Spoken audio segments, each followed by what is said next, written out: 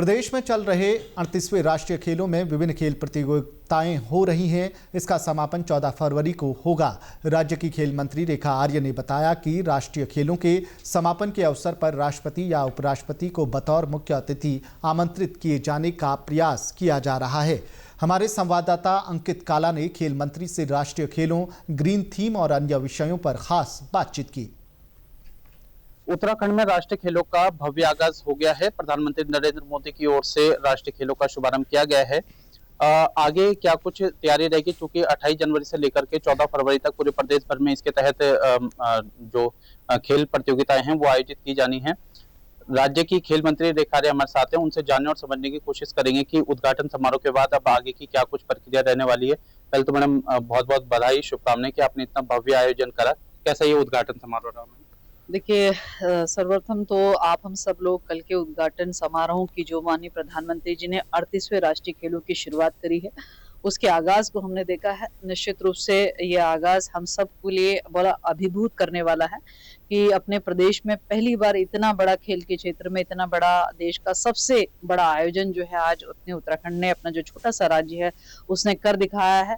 निश्चित रूप से ये आयोजन अपने आप में माननीय प्रधानमंत्री जी के आगमन के साथ में इसमें चार चांद लगते हैं। और माननीय प्रधानमंत्री जी ने जिस प्रकार से पूरा संदेश खेल, खिलाड़ी और आगे स्पोर्ट्स को करियर बनाना और स्पोर्ट्स से कैसी अर्थव्यवस्था चमकती है, इस बारे में पूरे विस्तार से हम सब लोगों को विदित करा है। मैं समझती हूँ कि ये समारोह अपने आप में जबरदस्त रहा है और इससे हमारे जो खिलाड़ी, जो मुझे लगता है कि लगभग हमारे 28-29 प्रदेशों से हमारे जो खिलाड़ी आए हुए थे, वे सभी प्रधानमंत्री जी से मोटिवेट हुए हैं और एक उनके अंदर ऊर्जा भरी और पूरी खेल भावना के साथ में हमारे खिलाड़ी प्रतियोगिताओं में खेलेंगे भी। और निश्चित रूप से जो हमारे ई वेस्ट मटेरियल से बने हमारे मेडल्स हैं वो उससे सुशोभित भी होंगे। आपने ई वेस्ट की बात करी मैडम, चूंकि हम देवभूमि उत्तराखंड है, हिमालय राज्य हम 11वें हैं, निश्चित ही आप लोगों ने ये कोशिश करी कि हम इस आयोजन को जो है ग्रीन थीम को आप बढ़ावा दे रहे हैं, तो क्या क्या क्या आपने कोशिश करी है कि जिससे कि पर्यावरण संरक्षण हो सके?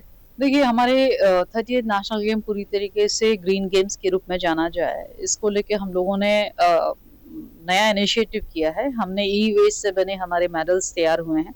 लगभग 5000 मेडल जो है वो ई वेस्ट से बन चुके हैं।